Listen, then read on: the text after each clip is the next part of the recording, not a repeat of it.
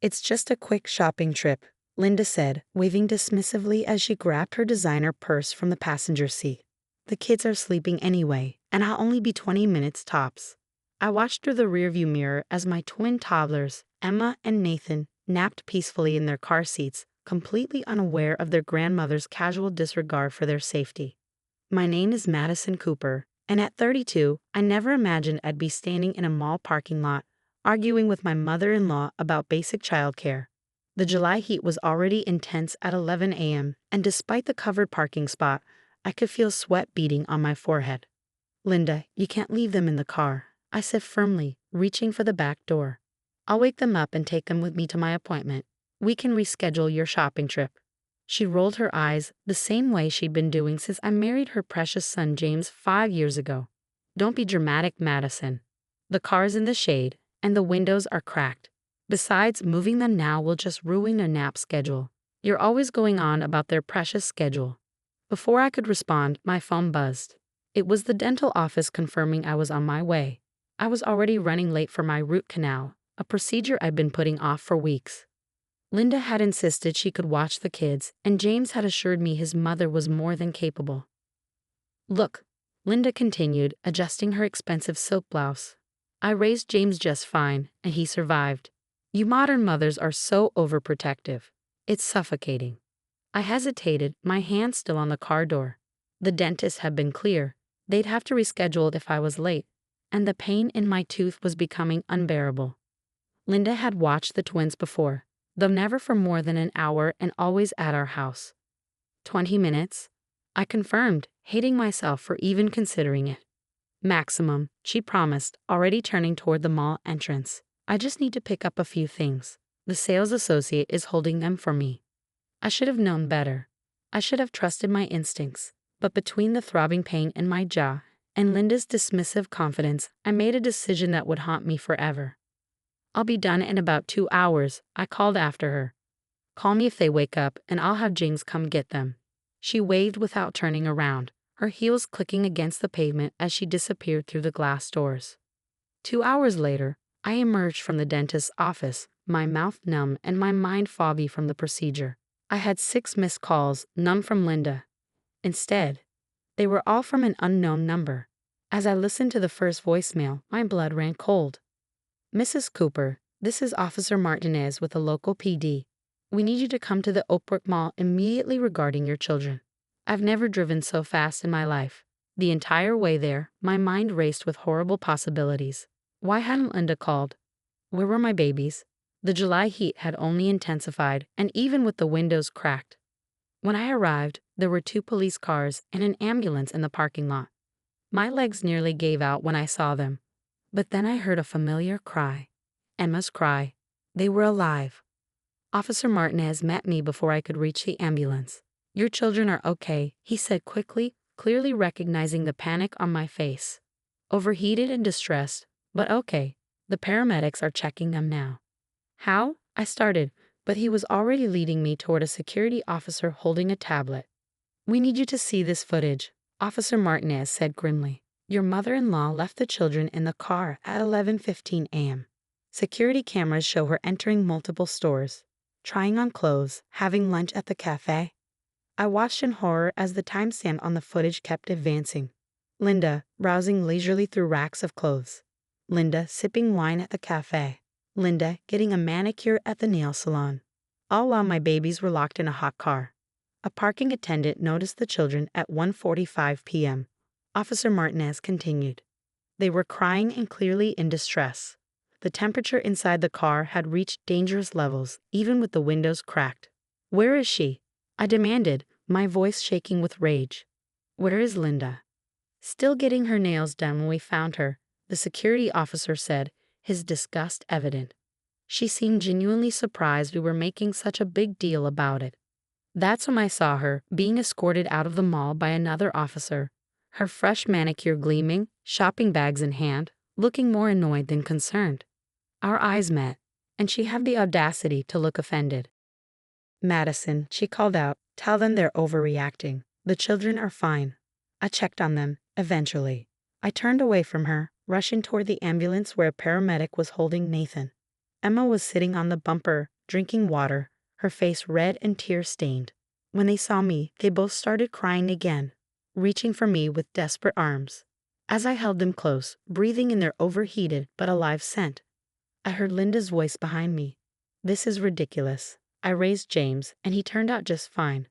I turned to face her, my voice deadly calm despite the rage coursing through me.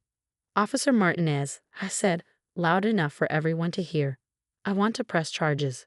The look of shock on Linda's face would have been satisfying if I wasn't so focused on my children. As the officer began reading her rights, I heard her protest growing more hysterical. "You can't be serious. We're family. James will never allow this." But I wasn't listening anymore. I was focused on my babies, on their rapid heartbeats slowly steadying against my chest, on the miracle that someone had found them in time.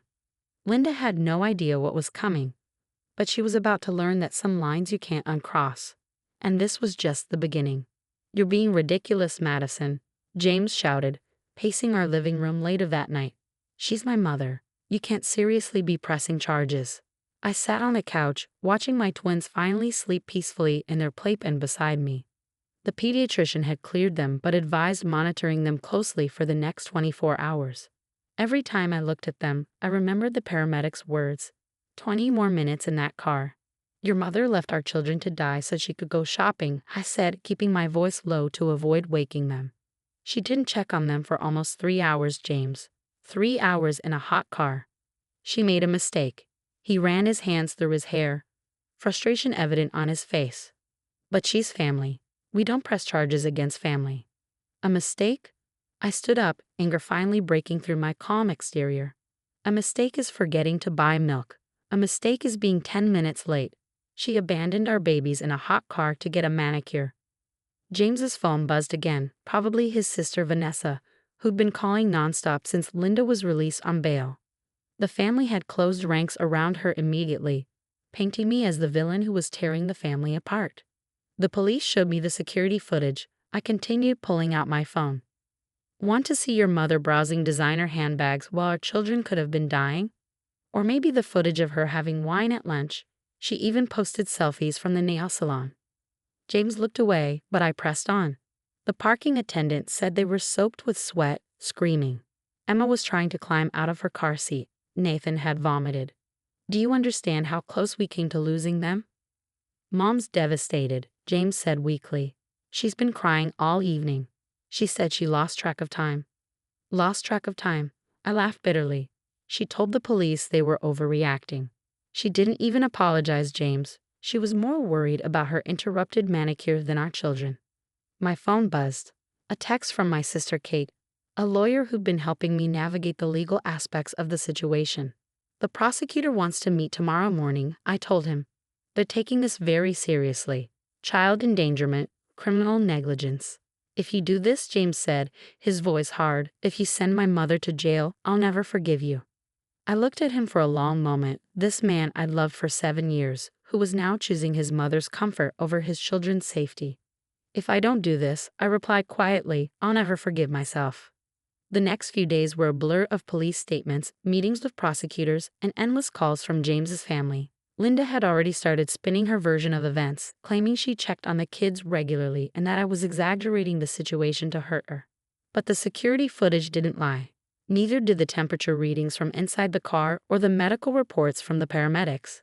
The prosecutor, a mother herself, was particularly interested in Linda's social media posts from that day, cheerful selfies with captions about treating herself, while my children were suffering in her car.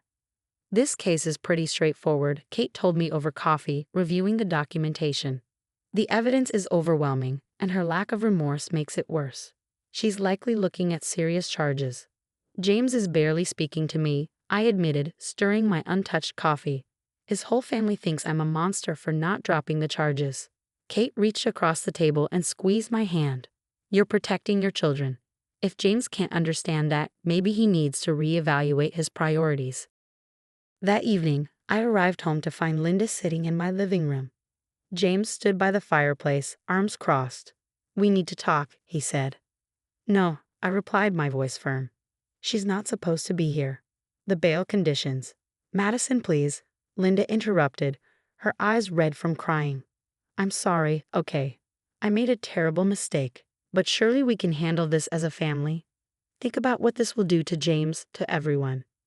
Think about family? I felt eerily calm as I pulled out my phone. Like you thought about family while you were shopping, while you were getting your nails done. I'll pay for therapy, she offered desperately. I'll take parenting classes, whatever you want. Just drop the charges. I looked at James, seeing the hope in his eyes, his desperate desire to sweep this under the rug like every other time his mother had crossed the line. But all I could see were my babies in that hot car, scared and alone, while their grandmother sipped wine and tried on clothes. Officer Martinez, I said into my phone, Linda Cooper is at my house, in violation of her bail conditions. Madison, no. James moved toward me, but I stepped back. You have 30 seconds to leave, I told Linda, or you'll be arrested again. And James, if you ever let her near our children again, you'll be hearing from my lawyer. I watched them leave, Linda's tears turning to anger as she realized her manipulation had failed. James wouldn't look at me as he followed her out. But for the first time since this nightmare began, I knew without a doubt that I was doing the right thing. My children's safety was more important than family loyalty, and if James couldn't understand that, well, I had some decisions to make about our future too. The courthouse was packed the morning of Linda's hearing.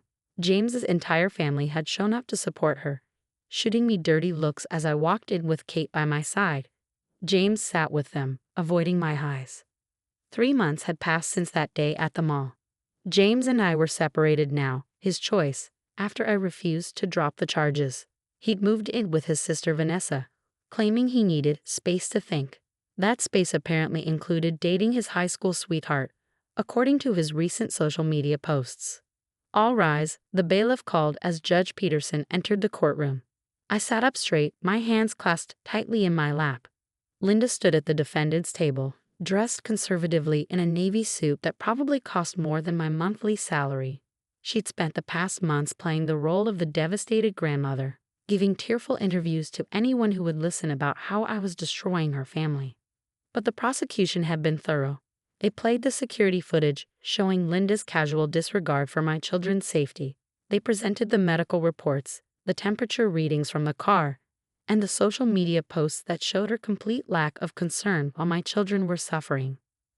The parking attendant testified about finding Emma and Nathan, describing their distressed state in detail. The little girl was crying for her mommy, he said, his voice thick with emotion. The boy had thrown up all over himself. They were both red-faced and drenched in sweat. When it was Linda's turn to speak, she tried her usual tactics. I made a terrible mistake, she said, dabbing at her eyes with a tissue. I love my grandchildren. I would never intentionally harm them. I just lost track of time. Lost track of time? The prosecutor interrupted, holding up her phone. Is that why you posted this selfie from the nail salon, Mrs. Cooper? Treating myself to some me time, just what the doctor ordered. That was 2 hours into your shopping spree while your grandchildren were trapped in a hot car. I watched Linda's face change as the prosecutor methodically dismantled her excuses. The security footage showed her walking past her car multiple times without checking on the children. Her credit card statements proved she'd visited 8 different stores. The nail salon receptionist testified that Linda had added a paraffin treatment to her manicure because she had plenty of time. Finally, Judge Peterson delivered her verdict. Mrs. Cooper, your actions show a disturbing lack of regard for the safety of your grandchildren. This wasn't a momentary lapse in judgment. It was a prolonged series of choices that put 2 young lives at risk. Linda was sentenced to 18 months in prison, with an additional 3 years of probation. She would never be allowed unsupervised contact with my children again. As the bailiff led her away, she turned to glare at me. I hope you're happy, she spat. You've ruined everything. I stayed seated as the courtroom emptied, letting her words wash over me. James approached, looking uncertain. Madison, he started, but I cut him off. I filed for divorce this morning, I said quietly. Kate has the papers. He stepped back, shock crossing his face. What? Why now? Because I watched you sit there, I replied, standing to face him. I watched you support your mother after what she did to our children.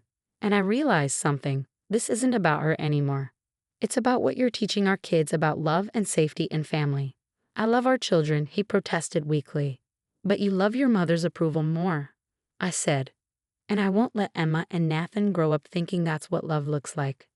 Later that evening, I sat on my back porch, watching the twins play in their kiddie pool.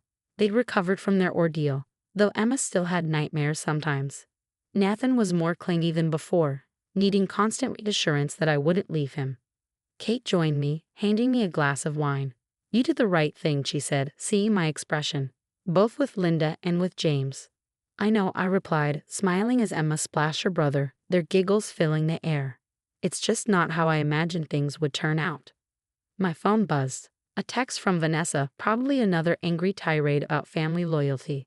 I deleted it without reading it. The family had made their choice, rallying around Linda even after her conviction. But I'd made my choice too, and I wouldn't apologize for protecting my children. 6 months later, I received a letter from Linda's prison counselor. Linda had written a formal apology, acknowledging the full extent of her actions and their potential consequences. The counselor thought it might help with healing and closure. I filed the letter away without responding.